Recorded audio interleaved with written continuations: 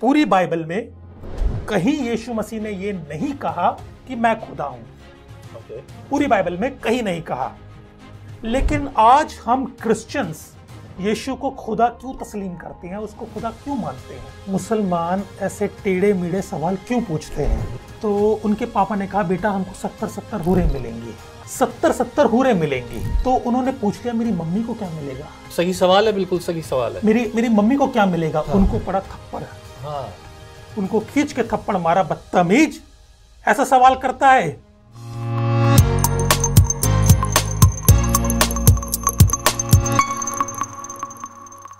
Praise the Lord, जय मसीह की। स्वागत है आपका एक और बार हमारे हमेशा के प्रोग्राम लेट्स टॉक टुडे। और आज मुस्लिम्स के बारे में बात करेंगे। वो सवाल, वो जवाब जो वो लोग चाहते हैं वो करते हैं। आज बात करेंगे। हमारे बीच में है पास्टर राहुल कुचेकर। एक और बार स्वागत है आपका विजनरी रेडियो टीवी के इस खास प्रोग्राम। बात बड़ी गहरी है। आपने अपनी गवाही में बताया कि परमेश्वर ने आपको प्रभु में बुलाया, उद्धार दिया, छुटकारा दिया, अनंत काल का जीवन दिया। जी बिल्कुल दे दिया। लेकिन इसी के साथ साथ एक विशेष बुलाहट दी जो बहुतों के पास नहीं, आपके पास है। और वो विशेष बुलाहट है खोए हुए हमारे भाई लोग, हमारे वो लोग जो कि अंधकार में हैं, जिन्हें सच्चाई बिल्कुल नहीं पता, और वो है इस्लाम। जी। इस्लाम में जब मैं लिटरेचर मिनिस्ट्री किया करता था, जब मैं स्ट्रीट टू स्ट्रीट घूमता था, साइकिल पर घूमता था, मैं बहुतों के साथ आसानी से प्रचार कर पाता। लेकिन मुस्लिम्स के साथ मुझे भी काफी समस्याएं पेश आती। उनमें से जब मैं लोगों के पास जाता तो बहुत सारे लोग, जैसा कि आपने बताया, कि फेंक देते। राइट। उन्होंने फेंका भी है। और बहुत सारे लोग विरोध करते, और बहुत सारे लोग सवाल करते, बहुत सारे लोग कमेंट मार्क पास करके चले जाते। लेकिन कुछ ऐसे सवाल हैं जो मैंने भी फेस किए हैं और लोग भी फेस करते हैं। और इन सवालों का आपने बहुत बेहतर तरीके से जवाब दिया है। मुस्लिम सवाल करते हैं कि यीशु ने कब कहा कि मैं खुदा हूं और मेरी इबादत करो। वो ऐसा सवाल पूछते हैं। हम अपने अपने तरीके से जवाब देते हैं। और वैसे आपने पहले भी कहा था कि वो चर्चेस में घुसकर, आपको ये बात समझ में आनी चाहिए मेरे प्रियो, चर्च में घुसकर बैठ जाएंगे बीच सभा में, और बीच सभा में बैठकर ठीक मैसेज के समय पर वो बीच सभा में डिस्टर्ब करेंगे और बोलेंगे ये बताओ हमको, ये बताओ, ये बताओ। और ऐसा डिस्टर्बेंस के समय लोग डिस्टर्ब होते हैं। ये बात मैंने आपसे सुनी। जब ऐसा मौका आता है तो कई बार हमारे मसीह भाई बहन और जो प्रभु के सेवक हैं उनके लिए भी एक आश्चर्य की बात होती है, अचानक से किसी के साथ क्या बात करें। मैं दावे से कहता हूं प्रभु के सेवक तैयार हैं इन बातों के लिए, लेकिन फिर भी तैयारी जितनी उतनी कम है। हमें शैतान की युक्तियों का सामना करना है। बिल्कुल। अब जब अगर कोई रुकावट है तो उसका सही जवाब होना जरूरी है। इसीलिए आप जवाब दीजिए। ऐसे लोगों को आप क्या जवाब देते हैं? जी, सबसे पहले तो मैं बताना चाहता हूं कि मुसलमान ऐसे टेढ़े मेढ़े सवाल क्यों पूछते हैं। हाँ, बिल्कुल सही, जरूरी है ये, है ना। तो मैं खुदा के कलाम से बताना चाहता हूँ। खुदा के कलाम से हम लोग निकालेंगे इज़िकिएल की पुस्तक, उसका 2 अध्याय। जी। इसकी 3 आयत से मेहरबानी से आप पढ़ दें जरा। जरूर, खुशी है।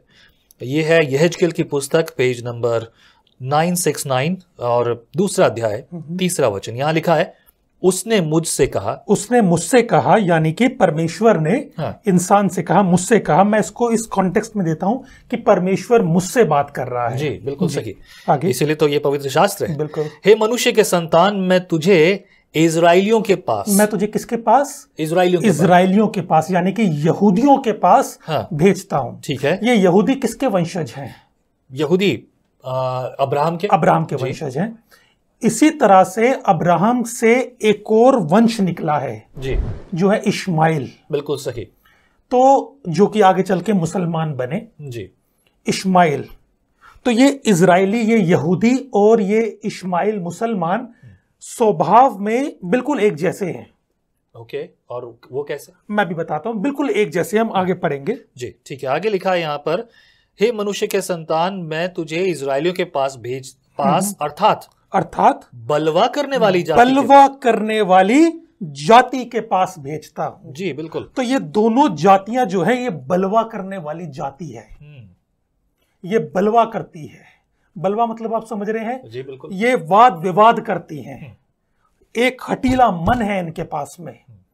तो अगर हम इनके पास इवेंजलिज्म करने के लिए जाते हैं तो इनको पहले ही से भर रखा है कि तुम जाकर के टेढ़े मेढ़े सवाल क्रिश्चियन से पूछो, और उन सवालों के लिए उनको ऑलरेडी प्रिपेयर्ड कर रखा है। जो कि जिन सवालों का कोई मतलब नहीं बनता, कोई सेंस नहीं बनती, इस तरीके के सवालों से उनको भर रखा है और वो क्रिश्चियंस के पास जाते हैं, चर्चेस में घुसते हैं, घुस करके उनको प्रवोक करते हैं, जैसा कि यीशु के साथ किया। एग्जैक्टली। ओके। तो उसको क्रिश्चियंस को प्रवोक करते हैं, बताओ तुम्हारी बाइबल में कहां लिखा है कि यीशु ने कहा कि मैं खुदा हूं और मेरी इबादत करो। ओके। इस तरह के सवाल को पूछते हैं। मैं इसका जवाब देना चाहता हूं। प्लीज। पूरी बाइबल में कहीं यीशु मसीह ने यह नहीं कहा कि मैं खुदा हूं। ओके। पूरी बाइबल में कहीं नहीं कहा। लेकिन आज हम क्रिश्चियंस यीशु को खुदा क्यों तस्लीम करते हैं, उसको खुदा क्यों मानते हैं, जानना जरूरी है। जब बाइबल नहीं कह रही, बाइबल में यीशु ने नहीं कहा कि मैं खुदा हूं, तो हम यीशु को खुदा क्यों मानते हैं, इस पर हम आएंगे जी। लेकिन बाइबल एक बात यह भी कहती है, मूर्ख को उसकी मूर्खता के अनुसार उत्तर दो।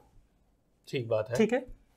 अब मैं आपसे एक बात करता हूं, जब आपने मेरा तारुफ दिया अभी, तो आपने किस तरीके से मेरा तारुफ दिया? पास्टर राहुल कुचेकर और प्रभु के बुलाए हुए जन। बस आपने इतना बोल करके एक्सप्लेन कर दिया। आपने ये क्यों नहीं बोला पास्टर राहुल कुचेकर खुदा के सेवक ये एक इंसान है? हाँ बिल्कुल। आपने ऐसा क्यों नहीं बोला? बिकॉज ये कहने की आवश्यकता नहीं exactly है। जब हम किसी के पास जाते हैं, उसको हम जाके ये नहीं कहते हेलो सर मेरा नाम राहुल है, मैं इंसान हूं। जी बिल्कुल सही। क्यों नहीं करते हम ऐसा? क्योंकि हम हैं तो हैं। क्योंकि हमें दिख रहा है। हाँ दिख रहा है वो। क्योंकि दिख रहा है कि मैं इंसान ही हूं भाई। बिल्कुल बिल्कुल है ना? बिल्कुल। तो इन दैट सेम वे जब हमने यीशु मसीह को देखा तो क्या देखा? हम खुदा के कलाम में जाएंगे। बिल्कुल बिल्कुल बिल्कुल। जरा हम निकालेंगे यूहन्ना रचित सुसमाचार, जी, उसका 10वां अध्याय, उसकी 37वीं आयत। 37 जी, यूहन्ना की पुस्तक उसका 10वां अध्याय, उसकी 37वीं आयत। जी मेहरबानी से पढ़ें। 37 आयत में लिखा है, यदि मैं अपने पिता के काम नहीं करता। यीशु मसीह कह रहे हैं यदि मैं अपने पिता के काम नहीं करता तो मेरा विश्वास ना करो। तो मेरा विश्वास ना करो। आगे पढ़ेंगे।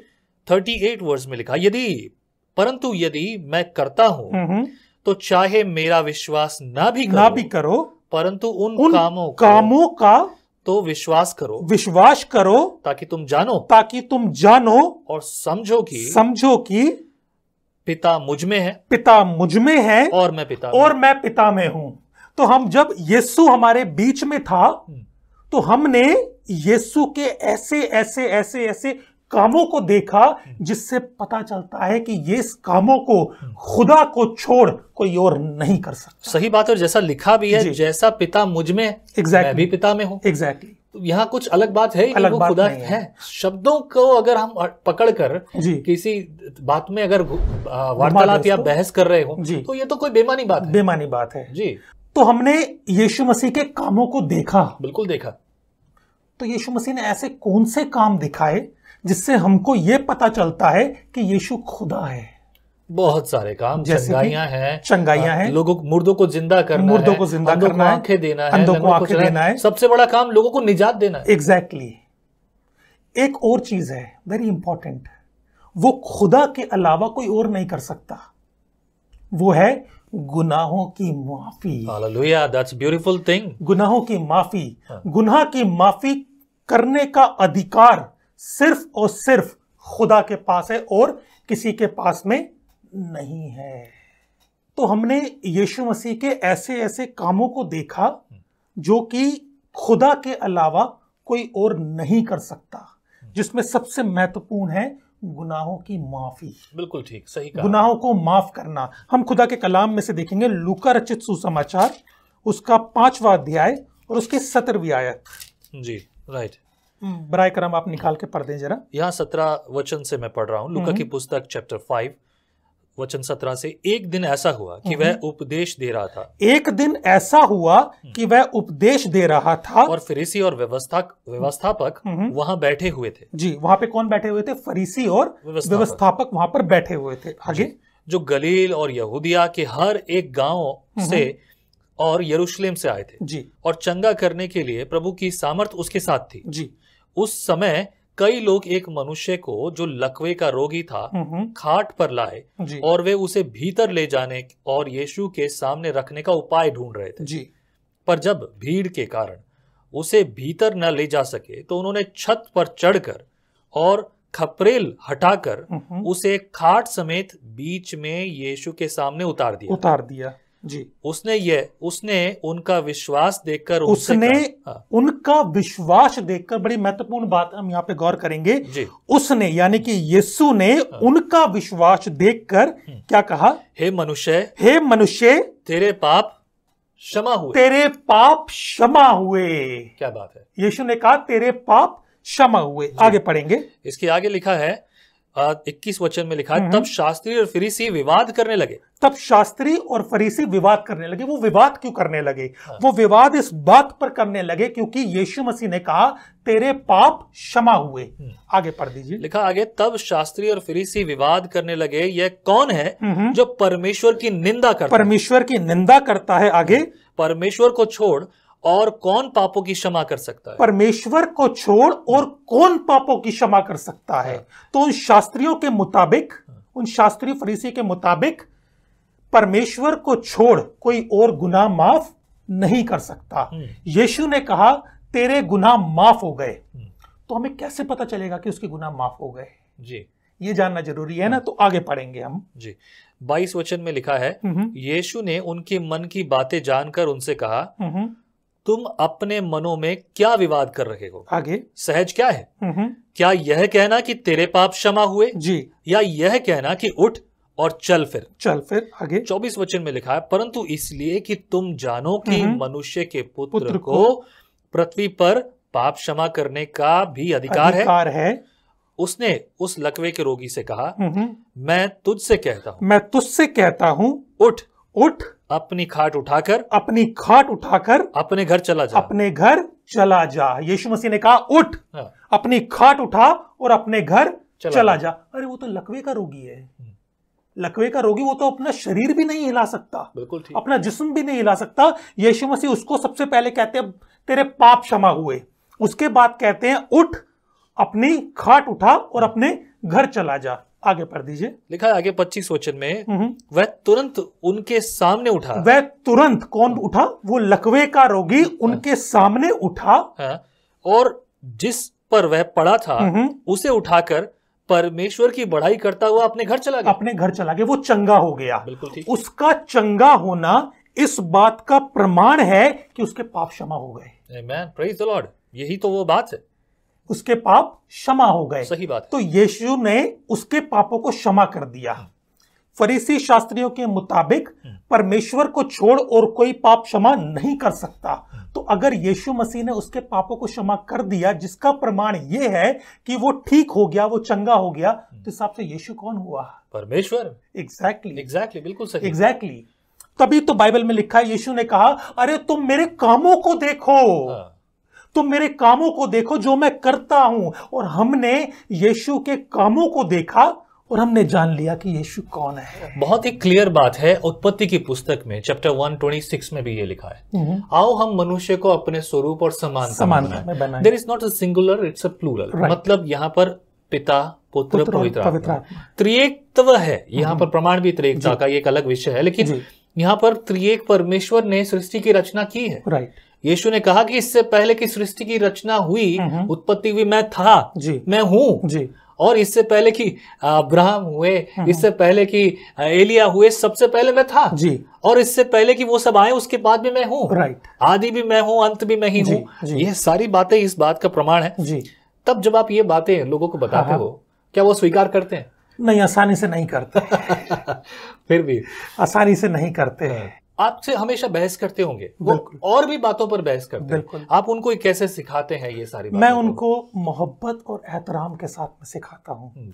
जैसे कि कल भी मैं बता रहा था, एक भाई ने सवाल किया था, उनके साथ रिश्ता बनाओ जरूरी है, और उनके लिए अपने मन में बोझ रखो कि ये मेरा भाई, ये मेरी बहन, ये जहन्नुम जा रहे हैं। सही कहा। इनको हमें बचाना है। खुदा खुद जमीन पर उतर आया, लेकिन हमारे मसीह हमारे मुस्लिम भाई बहन नहीं जानते। आपने बहुत गहरी बात की। यहाँ पर एक बड़ा सवाल आता है, मैं 2 सवाल आपसे पूछूंगा इसी में। ये सवाल इसके लिए नहीं था। ये एक बड़ी बात है मेरे प्रियो, जब हम चर्च में सेवकाई करते हैं, कल भी जब हम बात कर रहे थे, आप जब शेयर कर रहे थे, हमारे पास जो बोझ है, हम अपनी सेवकाई तब कर सकते हैं जब वाकई में हम चरवाहे का दिल रखें। चरवाहा वो है, जैसा कि प्रभु का वचन कहता है कि सच्चा चरवाहा अपनी भेड़ों के लिए प्राण देता है। दाऊद एक अच्छा चरवाहा था, क्योंकि वो अपना प्राण पे लड़कर भेड़िए से, भालुओं से, शेरों से लड़ता था। यीशु मसीह ने भेड़िया, भालू जो शैतान है, हमारे लिए उनसे लड़कर अपनी जान दे दी ताकि हम हमेशा के लिए बचाए जाएं। एक ऐसे बाड़े में आ जाएं, उसके लहू के बाड़े में, कि हम स्वर्ग के वारिस हैं। अब कोई कुछ भी हो जाए, नहीं मतलब हम शैतान के हाथों में ना जाएं। साथ ही साथ एक बड़ी बात है पैशन रखना। अगर पैशन नहीं है तो वाकई में उनके साथ सेवकाई करना मुश्किल है, बहुत मुश्किल है। मैं मेरी बात बताऊं कि हमारे शहर में भी और दूसरी जगहों पर भी जब मैं जाता हूं ऐसी जगहों पर, तो मेरे लिए बहुत मुश्किल हो जाता है बैठना, बातचीत करना, क्योंकि जो वार्तालाप उनका होता है, उनका बोलने का तरीका, वो स्वीकार योग्य नहीं होता जी। ये वाकई में जब तक उनके प्रति प्रेम ना हो तब तक हम वो नहीं देखेंगे। बिल्कुल। लेकिन 2 सवाल मैं आपसे करूंगा। एक शब्द आता है खुदा।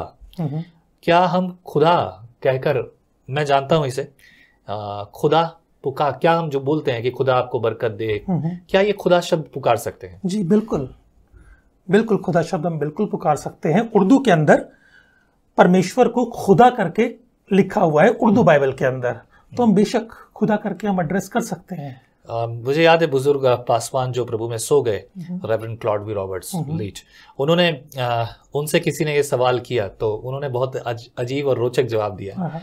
एंड सवाल ये था कि सबकी उत्पत्ति पता है, कौन कहाँ से आया, ये कहाँ से आया, वो कहाँ से आया, लेकिन ये खुदा कहाँ से आया? ही केम फ्रॉम हिमसेल्फ, खुदाया। यस। उन्होंने कहा कि वो खुदा है, यस, खुद से आया। तो अब आप बोले कि उन्होंने बोला, देख तू तेरे बाप के बारे में पूछ सकता है, लेकिन तेरे को हिम्मत नहीं अपने बाप से पूछने की, बाप तो कहाँ से आया। ये मजाक के तौर पे था। लेकिन एक गंभीर बात पूछूंगा मैं। एक गंभीर बात यह है कि हम ज्यादातर देखते हैं कि मुस्लिम समुदाय में बहुधा खास तौर से सारी ताकत, सारी बातें सिर्फ पुरुषों के पास है। राइट। महिलाओं के बारे में बात नहीं करते जी। मैं एक मुस्लिम परिवार में था, जब मैंने उनको कहा कि मैं आपके लिए, आपके परिवार के लिए दुआ करूंगा, और मैंने कहा बुला लीजिए जी परिवार को जी। तो वो सदमे में आ गए, क्योंकि मैं जानता था कि ये बात मुस्लिम लोगों के लिए मुश्किल है जी। वो अपने बच्चों को और अपनी पत्नी को कभी आगे नहीं बुलाते जी। दुआ के लिए, उन सब बातों के लिए। How do you see this thing? क्या ये मुश्किल है? क्योंकि आप अभी भी जाते हैं तो पुरुषों के बीच में ये सारी बातचीत होती है, फिर महिलाओं को हम कैसे देखते हैं? क्या उनके बीच में प्रभु का कलाम बोया जा सकता है? यस, बिल्कुल बोया जा सकता है, लेकिन as a man it is very difficult for me to go into a conservative family. एक कंजर्वेटिव फैमिली में जो कट्टरवादी मुस्लिम फैमिली है, उनके बीच में जाकर के मुस्लिम बहनों को खुदा का कलाम सुनाना, सुसमाचार की मनादी करना मेरे लिए मुश्किल है। और ये कहीं किसी हद तक ठीक भी है कि वो मुसलमान अपनी बहनों को पर्दे में रखते हैं, ठीक है, that's okay, it's a good, अच्छी चीज है, अपने कल्चर को वो फॉलो कर रहे हैं, दैट्स ओके। लेकिन अब सवाल यहां पर यह उठता है कि उन मुसलमान बहनों तक खुदा का कलाम कैसे पहुंचे जी, उन तक बशारत इंजील कैसे की जाए, उनको जहन्नुम की आग से कैसे झपट कर बाहर निकाला जाए, ये बहुत जरूरी है। तो इसके लिए मुझे जो समझ में आती है बात कि मसीही बहनों को खड़ा होना चाहिए। मसीह बहनों के अंदर मुस्लिम महिलाओं के लिए, मुस्लिम बहनों के लिए ये बोझ होना चाहिए कि हम जाएं और जा करके सुसमाचार का प्रचार करें उन मुस्लिम बहनों तक, क्योंकि वो रीच आउट कर सकती हैं। वो रीच आउट कर सकती है। एज अ मैन मैं रीच आउट नहीं कर सकता। करेक्ट, बिल्कुल मैं मैन को रीच आउट करूंगा, लेकिन मुस्लिम बहनें मुस्लिम बहनों को मसीह बहनें तो कबूल कर सकती हैं ना। राइट। क्या वो इबादत में एक साथ बैठने की अनुमति देते हैं? क्योंकि मुस्लिम्स ज्यादातर महिलाओं को स्लेव की तरह देखते हैं। एग्जैक्टली। या तो वो उनके लिए मतलब परिवार बढ़ाने की एक व्यवस्था समझ लीजिए कि परिवार बढ़े, हमारा खानदान बढ़े, और उनका कोई अधिकार मुझे दिखता नहीं है। और उन्हें वो सेक्स स्लेव की जगह कई जगहों पर देखते हैं, खुद के घर के बाहर जो भी किसी को देखते हैं सेक्स स्लेव, और ऐसी कहानियां दुनिया भर में भरी पड़ी है। इतिहास भी गवाह है और आज के दिन तक ऐसा हो रहा है। इसके अलावा या फिर जैसे कि स्वर्ग को लेके उनके रॉन्ग कॉन्सेप्ट्स हैं कि भाई जन्नत में हूर मिलेंगी, हमें 70 हूरें मिलेंगी, 70 हूरें, राइट। ऐसे रॉन्ग कॉन्सेप्ट्स बहुत सारे ढेर भर कर है। और इसके लिए भी वो हूरें भी तब मिलेंगी जब वो गुनाह करेंगे जी।